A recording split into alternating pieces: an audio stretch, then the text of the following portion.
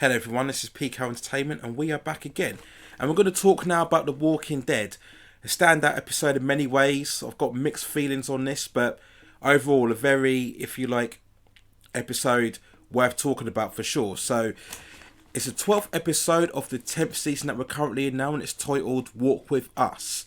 And overall, I think 3/4 of this episode was a very good. It was very powerful, very exciting, action-packed, very dramatic. There's a lot of shocking scenes and very emotional scenes on there. So for 3/4 of the way, for me, this episode was great. And then we had to have the kind of climax right at the end that a lot of people I've read have actually liked, and they've preferred this event happening now.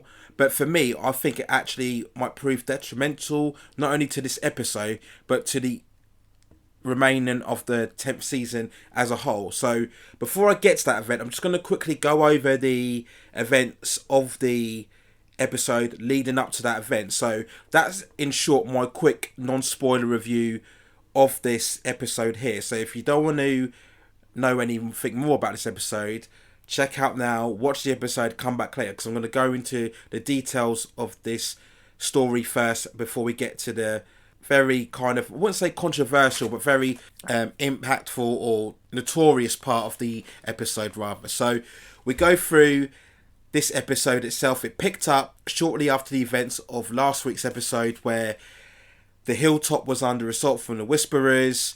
They had planned their kind of formation attack, and the Whisperers came back with, I guess it was, they managed to get some gas or petroleum, and they were catapulting it. It set the hilltop on fire, so the heroes were trapped between the horde of Whisperers and then the fire fortress behind them. So it was a very good cliffhanger like moment leading on to this episode. So we picked up here, and it was a very great kind of epic, kind of last stand event happening on this episode here. This was a kind of action set piece that you really could have lengthened out for a whole episode, if you like.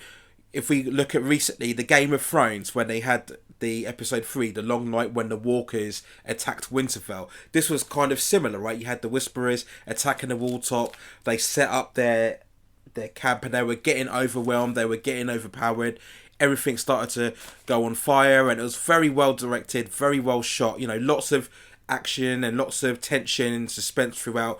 There were cool moments. You had Daryl with that kind of slingshot, and he was taking all the walkers out and by the head with this metal slingshot. Of course, Daryl always gets the cool moments. That's the kind of character, that gets that kind of the cool, if you like, image shots. If you like, we had Carol shooting the arrows, and basically we just had the heroes basically making a last stand. And throughout this sequence, we see Magna coming through the Whisperers. And this is one thing I question, because she's stalking through, and as we know, they got trapped in the premiere episode Squeeze, and we knew that they would get captured or taken in by the Whisperers at some point. Obviously, no sight of Connie at the moment, but Magna just came through, and she didn't have a Whisperer mask. She was just kind of walking through. So it just, at the time you're watching it, it was a bit strange. Like, how did Magna get to that point, right? It was just very, questionable at the time. But the heroes get overwhelmed, and we see the hilltop, and it's all destroyed, and the Whisperers have kind of won. Everybody's separated. So we pick up eventually with all the stragglers, and then we get Aiden and Gamma, and I can't remember the guy's name, sorry, and the baby as well. So they're stranded in the forest, and as we know with Walking Dead, carrying a baby around in the open field is not good, because once the baby cries, it attracts all the walkers, which is what happens here. They end up getting trapped in the car. And this is when they were kind of giving Gamma a lot more of a heroic moment, because she leads the walkers away from the baby and Alden, etc. And she's surrounded by the walkers, and she ends up killing all of them. And you think, yes, okay, this is Gamma now really coming to the fold. They've transitioned her fully now from being part from the Whisperers to part of one of the heroes. And yeah, she became very much a rootable character. We sympathise with her because we know what happened to her sister in the past. She was initially all for the Whisperers, but we saw over time that she was seeing the flaws or the mistakes within the Whisperer mentality and the the group itself. That's why she came over to the hero side, and we know she forged a strong connection with Aaron as well. So they did a good job over these last 3 or 4 episodes of really kind of making Gamma a much more rootable character. So she's exhausted after killing these walkers. She's just catching her breath, staring up in the sky, and then bang, all of a sudden she gets stabbed in the chest by Beta out of nowhere. It's a very shocking, violent moment, and you kind of think, well, how can someone as big and tall as Beta be able to catch someone, you know, unawares? He's not exactly fleet of foot, is he? He doesn't move in like stealth-like moments. You notice someone like that coming a mile off, really, but he gets a surprise on her, he stabs her, and it's really kind of fatal wound, and you see her as she's punching him and she's screaming, and he's got the knife stabbed in it. It's a really kind of vivid, really visual, intense moment, and again, it works well because we know the threat level of Beta, and because we, as I said before, we've built up a connection with Gamma. So it was a shocking moment. I thought Gamma was gonna maybe see it through and maybe die near the end of the season, the end of this Whisperer conflict, but they killed her off now, and it was even worse because you see Beta dragging her through the floor, and then he throws her against a tree, and then she kind of starts to reanimate. And when she does, she's walking forward towards Beta, and then Alden shoots her in the forehead, killing her. And many people have raised this, and it's right. Why didn't Alden just shoot Beta? You know, you could have shot Beta in the head, and that's kind of half of the Whisperers kind of gone, right? Because Beta is like the second in command after Alpha, right? So why couldn't Alden have just shot her? So that was a question there, but it was still a very strong, very powerful moment. And yeah, definitely one of the strongest death scenes this season has had so far. We then go on to an even more powerful, impactful moment, and that was with Earl, because if you remember, prior to this episode, Ezekiel had been assigned with the task of leading the children away from the assault. Him and Daryl had that great scene together last episode, but obviously Ezekiel got trapped amidst the battle, and we discovered that Earl had managed to lead the children away. And so we see them in this sort of broken down little house, and when Earl was talking to the kids, we see, and Judith, we see later on that Earl looks very kind of weakened, and his skin kind of has that frail greyish look. And then we discovered that he's been bitten. And again, this is a very kind of harsh scene because Earl realises what's happening to him, and he knows he has to kill himself before he reanimates and causes harm to the other kids. So he stamps a nail or a stake into the table, and he folds the table over, and he's gonna push his head into the stake, therefore killing him and making sure that he can't change into a zombie. So it's a very intense scene, and again, they did a great staging of this by letting us see the full weight on Earl and the struggle that was within him, knowing what he had to do. And again, this carried more impact because we've been with Earl throughout this season, and obviously he lost his partner. She was one of the victims who got impaled on the pikes, and since then he's been very antagonistic towards Lydia and Gamma especially, right? Understandably so. So we spent time with this character. That's why this death meant more, and they upped the ante even more by having Judith coming in and realizing what had happened and what Earl would have to do in the process. And this was a great moment because we kind of have associated Judith as this kind of fearless warrior. You know, she's got the big gun and hat on, and we were kind of led to believe that, oh yeah, they're going to make Judith kind of the next leader, and she's going to be the next kind of big warrior within the team. But this was a good way of reminding us all that Judith is still very much a child, and despite growing up with Rick and Michonne, she's still not going to be completely underwhelmed by the severity of each situation. She's still a child, and the fact that she knew what Earl had to do, and we could see the reaction on Judith's face. Again, it was a great moment.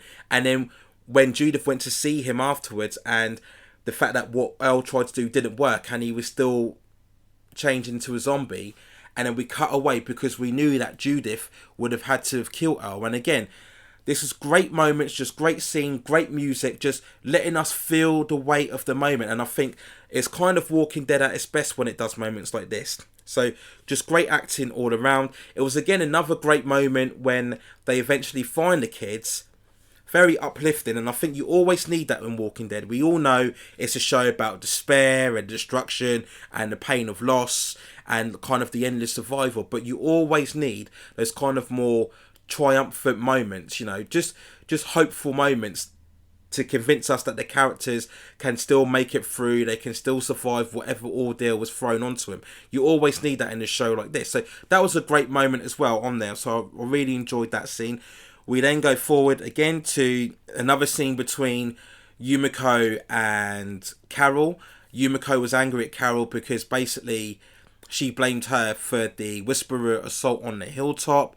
And yeah, she's got a point, because as we've known, Carol's been doing all these reckless, erratic things. It's not the first time. If you go through previous seasons, and I mentioned this in my premiere review, Carol tends to do this. Anytime she suffers a huge loss, she'll just go off her own, do these reckless things, and sometimes it can cost the group and put them in endless danger. So yeah, Yumiko was right to hit her. It didn't really have much effect. I think they knew Carol had to get hit, but they didn't want to take away from the tough aura of Carol. That's why they didn't have her go to the floor, like when you remember Rosita hit Gamma, right?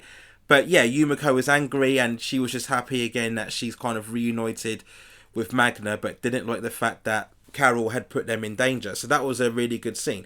And then we get to more of Negan and Alpha again, back and forth. Negan just working his way within the team, within the camp, within the group. Again, we know that Negan, that's his style on here. And just before we go on to the main talking point, we had another great scene with Daryl and when he consoled Judith after what happened there. And again, I love that whole shot that they had when they're just sitting together and the camera just pans away slowly and you have the music on there. It was all really great stuff. So we then come to the main talking point, and for me, this is where I think it's going to have a significant impact on the rest of the season, probably a negative impact. This is what brought the episode down. So as we know, and as I've talked about previously, Negan and Alpha, we've had this back and forth, we've had the whole sexual attraction between them, the unnecessary nude scene between them. So even though they were trying to make out that Negan was kind of with the Whisperers, we knew he wasn't. And we have this development where we see Negan come across Lydia, he takes Lydia in, and then later on he tells Alpha that he's got what she's been searched for, which, as we know, she wants to be reunited with Lydia, right? Because she wants Lydia to eventually take over her role, right, as leader of the Whisperers. So they're walking towards the location, and they have another great discussion here. And, again, great performances between Jeffrey Dean Morgan and Samantha Morton.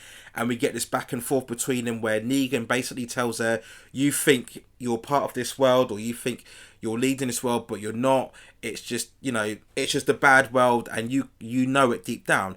And she refers to the loss of his wife and said that was the natural order of things. And that was a real sticking point of Negan, as we know, because this was the scene where he kept trying to talk Alpha of maybe trying to kill Lydia. So maybe this was Negan, maybe, he felt he had a connection with Alpha, and he maybe was trying to redeem her, right? Maybe trying to see if he could turn her around, because obviously he had committed bad things just like Alpha. He was a leader of a large group just like Alpha, and he's kind of been given a second chance, so maybe he was trying to do that. But any chance of that redemption, if you like, was thrown away, because Alpha reiterated that she wanted to kill Lydia because that was a natural order of things, and Negan, of course, couldn't relate to the fact that her mother, despite her saying that she was in love with her daughter, wanted to kill her. So we get forward and we walk into the house, and great editing back and forth, because Lydia is strapped to the chair, she's trying to get out, Negan's walking Alpha to the house. When Alpha opens the door, of course, Lydia's not there, it's empty. Lydia gets out of the other location she's been captured in, and then when Alpha turns around, Negan slits her throat, and her throat's bleeding, and then she falls to the floor, and he kind of holds her head on there. And then we find out afterwards that Negan is walking, he's got Alpha's head in the bag, throws it off, it rolls along, and then it rolls at the feet of Carol, and she says, "Oh, took you long enough." So the whole insinuation here is that Carol had initially planned for Negan to escape, because we were wondering who let Negan out all the time. Now it's been revealed that it was Carol that let him out so he could infiltrate the Whisperers and get to him this way.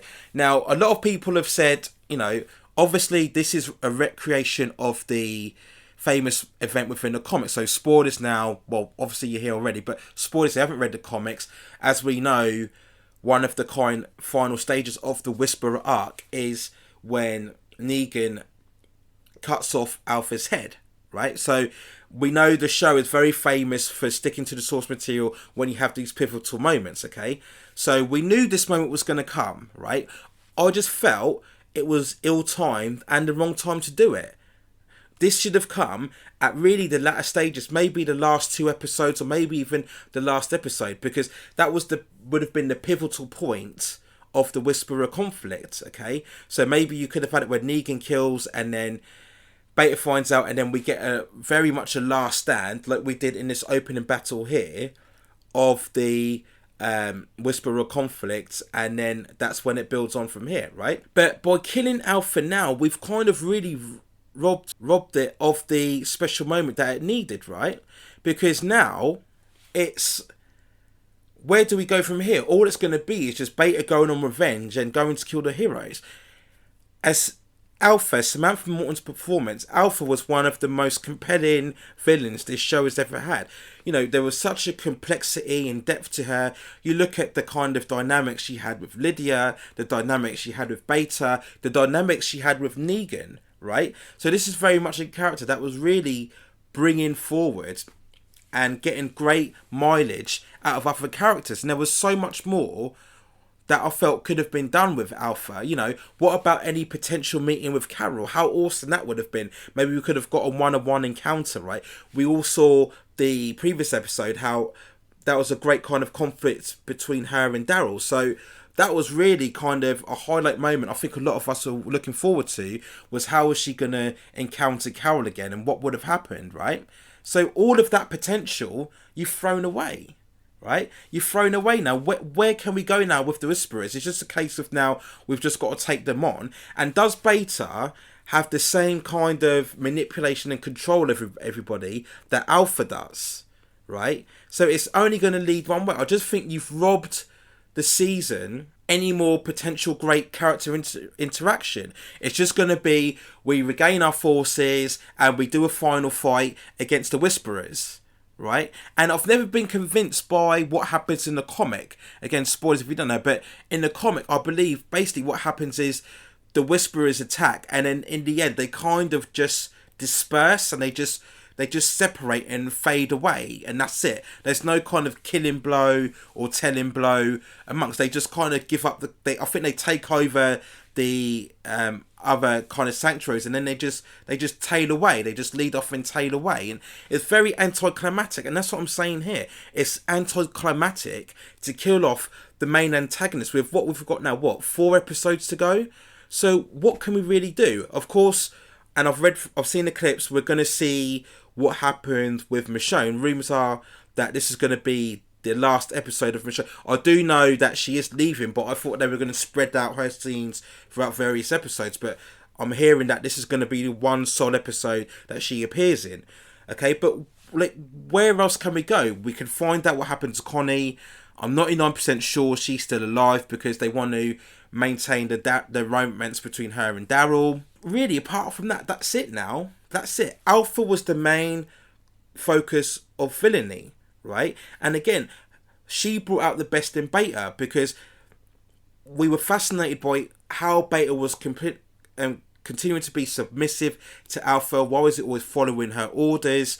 We got that great episode in the first half of the season showing us the backstory, how they met and how they formed their relationship together. That was all fantastic stuff. That's how you kind of build the characters and add depth to them, yeah? So they don't become this kind of cartoonish villain that I think Negan descended to, right? I think that was the issue that a lot of people had about Negan. He was very much one note, right? But Alpha had more depth to her than that.